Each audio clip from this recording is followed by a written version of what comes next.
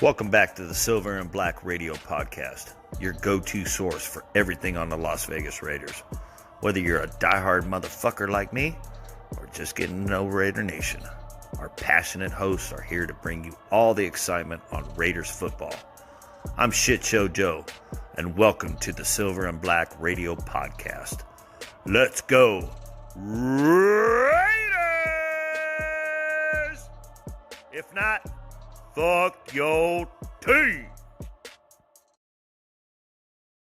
And today, on today's episode, we will answer what is going on with Raider Nation after the first day of free agency, baby, on the Silver and Black Radio Podcast. I'm your host, Raider Will, and I got my misfit crew here today. I got my boy representing TBH Military Chapter, James. Let him know, baby. Yeah, you can follow us on Instagram at TBH_military_chapter. Yo, I got my boy representing TBH Sacktown. Raider China is 916. Oh boy, Steven, let him know, baby, where we can find you. Gino Smith, let's roll. We got this. That's where you can find me. Yo, if you guys want to roll with TBH Sacktown, make sure you guys go down to Shenanigans, Citrus Heights, Sacktown. I love my boy Steven. Yo, we got our boy, man, representing TBH West Coast RVP, Matty B. Let them know, baby, where they can find us. What's up, baby? You can find us on every platform there is, man. TBH West in Colorado, baby. Let's go. Yo, and I'm your host, Raider Will, and on today's episode, we are going to talk first day of free agency. We've had the 2 days of tampering period. Now, first day, I got my boy Man on Fire. James, take it away. Okay, so to start off free agency, originally I felt like we came out swinging. We came out with Gino Smith. It wasn't the popular choice from a lot of the fans. I was a big fan of it because they wrote my man off, but guess what? He didn't write back. And he's back and he's ready to start all over again. I even went as far as making a mini hype video on my Instagram. You can see that for him. I think Gino Smith is just an awesome addition. I think that's clearly the best thing that's happened to us in free agency, right? Okay. And then the rest of the days happen. And what I mean by that is we've lost Robert Spillane now. We've lost Trayvon Merrick. We've lost Divine Diablo. Yeah, it's been a lot of losses on the defensive side of the ball.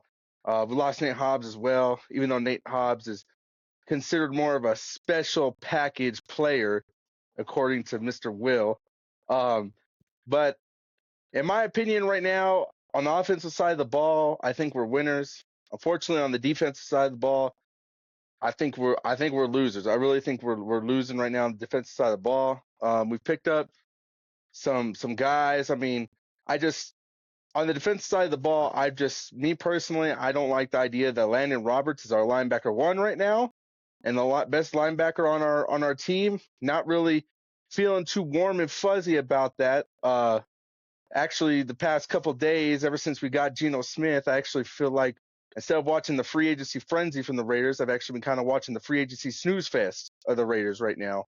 Because it just seems like we've been asleep all day. I mean, I haven't seen much happen, even from a low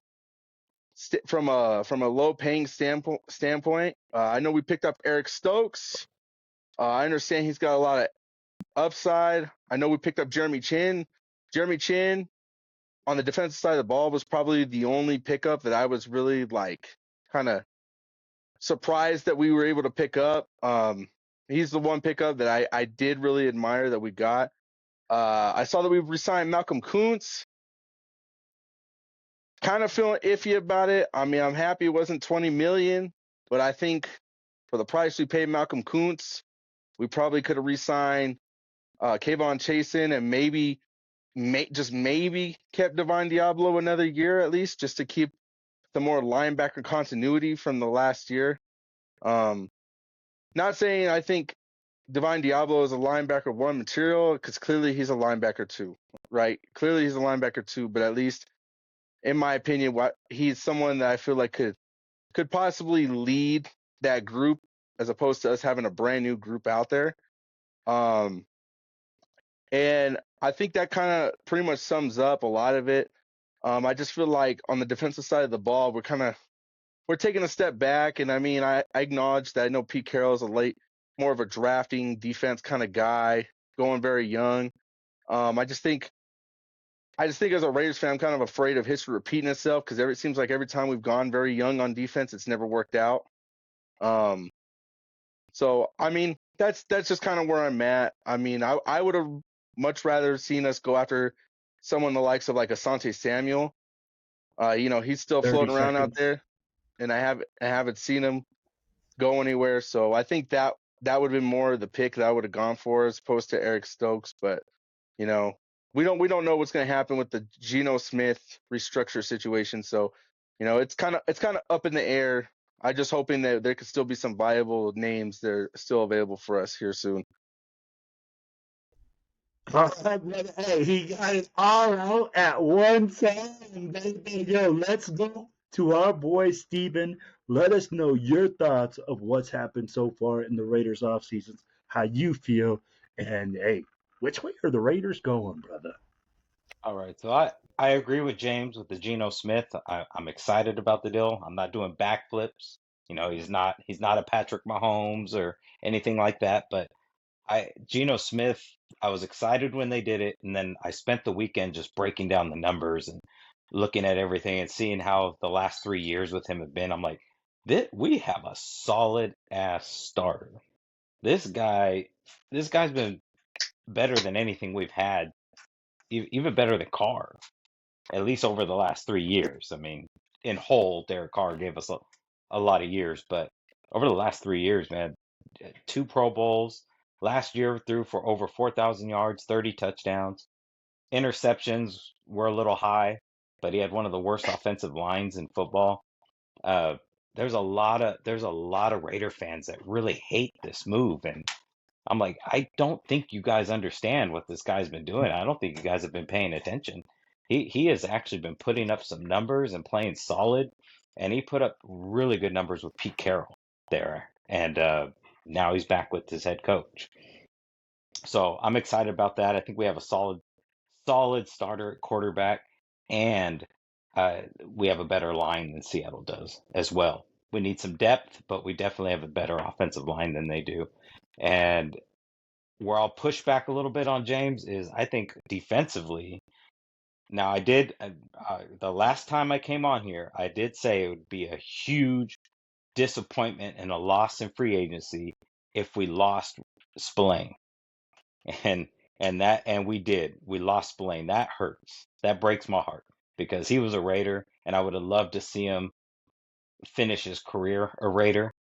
Uh, but and he got the bag over in New England, and I kind of see what the Raiders are doing. They're not gonna give those massive contracts like we used to do to players that aren't making the Pro Bowl and things like that. Merritt got a lot of money, Spillane got a lot of money. Those are good players that I'd love to have on our defense still, but they're getting paid like Pro Bowlers, and none of them have made the Pro Bowl.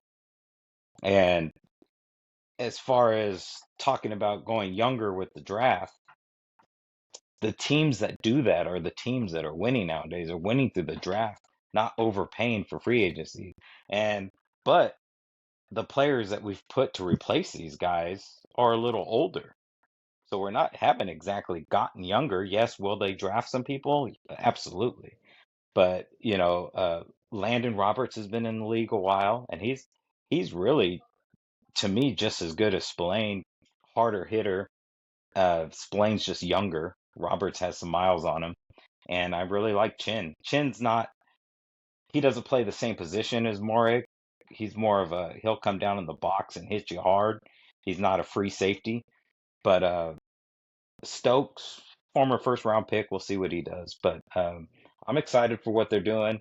It hurts me to see Spillane go, but I think they're being smart with their money, not going and overspending on these free agents, because we've in the past done that for years, and it just the last time it paid off was when we had Rich Gannon and Tim Brown and Jerry Rice and guys like that. Since then, overpaying for all these guys, like when we did Warren Sapp and everybody, it didn't do anything for us. You got to build through the draft nowadays. That's my 30 opinion. seconds, brother. Oh, you're done? All I right, think I'm brother. done. Yo, Matty B, hit us with your thoughts, my brother. Man, I mean, Steven pretty much hit it right where I wanted to say it. Like I believe that you got better, like on offense. I believe Gino Smith was a great addition. I agree with both you guys on that. I mean, who's that put us? That's that put AOC, Gino Smith, and who Bradley right now, I guess, is who would be our quarterbacks. I think Bradley's got some up, and I think people that can bring that out in him and make him a little better would be Pete Carroll and his crew. I think all these quarterbacks can get better under Pete Carroll. So I like that addition of that quarterback. I do like the Kappa signing. Yeah, he had a bad year last year, and I'm not gonna beat around the bush. It was horrible. It was one of the worst years for a guard, especially after being one of the top. But I think he's still got some spunk left in him. I think if he was hurt and wasn't up to par, I don't think we would have signed him. So I think that was going to be a good move that solidifies our line. That puts JPJ, I think, back at center, Parham at right guard. That gives us Glaze at right tackle, and then Colt Miller at left. So I think that solidifies our offensive line pretty good. I do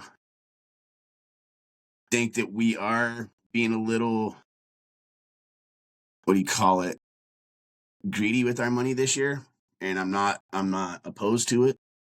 I think that we're kind of playing it smart because, like I was hearing a couple guys the other day, they were talking about it, and they were saying, you could have all the money in the world when it comes to free agency, and you could sign all these big contract to players, and you could give all these big name players big contracts just to sign them to your team because that's who the people want, right? But a lot of the time, these guys don't work out on those teams, and they end up on 2 or 3 different teams. I mean, shit, look at Devontae Adams right now. He's on his 3rd team in 12 months. So I mean, you give these guys big play money, and a lot of these guys don't work out in those situations. So they end up getting traded, or they bounce around for the next 2 or 3 years, and then they fall off. So I think it's smart the way we're spending our money. I think Pete Carroll did the same thing in Seattle too. When people were due for big paydays, certain people got it and certain people walked. Or certain people got traded. So I think we're playing it smart. I like it. Our defense is definitely improved in my book. I think we've improved. We lost a couple players, but like you said, they got overpaid in a lot of these places. And are they good players? Yeah. Do they have a lot of potential and they could be, get paid more later on down the road? Yeah. But if we're spinning the way we're spinning right now, it makes no sense to go out and get these players who, like Spillane, is a great run stopper, but in coverage, he's a liability. You look at Eldon Landons, he's a pretty good coverage back, but he kind of lacks in the run game. So, I mean, you kind of tit for tat on those linebackers there. So we'll see how that kind of works. We do have some young guys, Eichenberg and Masterson. So, we'll see how they work out. I think we could still address the linebacker position, but I don't think we need to go out and get a huge name player to do that. Look at Spillane when we picked him up. He wasn't a big player, so I think we're spinning it right. Everything looks pretty good, and I'm just going to keep going with the flow on it and see what we do from there, and then get younger in the draft. Everybody has to get younger. Yo, I can agree with a lot of what everybody said here. Gino Smith, you address the quarterback position in move 1? I'd be like, hey, and we all know that has been the top priority question for the Raiders. Who's going to play quarterback next? Who's going to be our guy that's going to lead us into the playoffs or lead us into the promised land? Lead Pete Carroll's team. We all said, hey, we can't have a pocket guy. We can't have a guy that's not going to be sitting back there and just picking people apart. We also said, hey, having a rookie and just leading off with the rookie is going to be a hard transition to win right now. Raider Nation is impatient. Raider Nation wants moves today. They want you to sign the biggest, baddest dude at every position. And let's just be real. Financially, not possible. So, with Gino being addressed initially with the third round pick that we got for Devontae Adams, who is no longer on the Jets, I feel like we got a steal at that spot. We still got all our draft picks, the original draft picks we had, plus, we got now a quarterback that can transition our team. Then we have a guy that's a veteran. We have to look at all those things. So we say, all right, let them transition, let them go into their things. Now, when you talk about adding defensive talent, we added a guy that was in the first round in Eric Stokes. He's a first round draft pick at minimal cost. We added a linebacker in Ellsworth at $3 million that, if you look at his PFF scores, are very comparable to Spillane. Spillane got $37.5 million. His guaranteed money was $16 million. When we got Gino Smith, we understood that we had to restructure the contract. We understood that he wants more money. Everybody says, oh yeah, well, the Seahawks are going to carry $31 million. Well, they carry $31 million, but what about the rest? What about the $16 million plus that he's going to ask for? Are they going to carry that too? No. We have to carry that, and then we have to look at the longevity of our team. We can't sit here and say, hey, we're going to spend all our money. First of all, we just got done paying Max. So his contract is locked up. There's $31 million right there. You talk about Gino, that's another $20 million you got to put on top. We had $106 million. Now you only got $56. You signed Chin for what? What was it? $11 million? Yeah, I don't remember the number. I don't 2 remember. years, 19. 2 years, 19. Okay, 2 years, 19. He's already at $9 million. So your pocket goes down. Your money keeps going down, man. I mean, like, eventually we got to say, hey, it's just like you guys said. We got to build with key players and not just spend our money like crazy. It's being financially responsible and doing the right thing for the team. And that's what Pete Carroll and Spytech are doing. Fellas, James, you've been waiting. Rebuttal, thoughts, concern. Hey, first of all, what I want you to do, if you're a listener, I want you to comment. I want you to let me know if you agree with James, with me, with our boy Steven, with Matty B. Let us know, engage with us. Let us know what you guys are thinking about the Raiders and what they're doing. James, you heard all the arguments. Hit us with it, baby. We got a minute and a half left, fellas. Open thoughts, concerns. What are we going to do next? Where are we going? James, go ahead, man. I agree with everyone what they're saying. I mean, the Raiders are trying to play safe, trying to save money, right?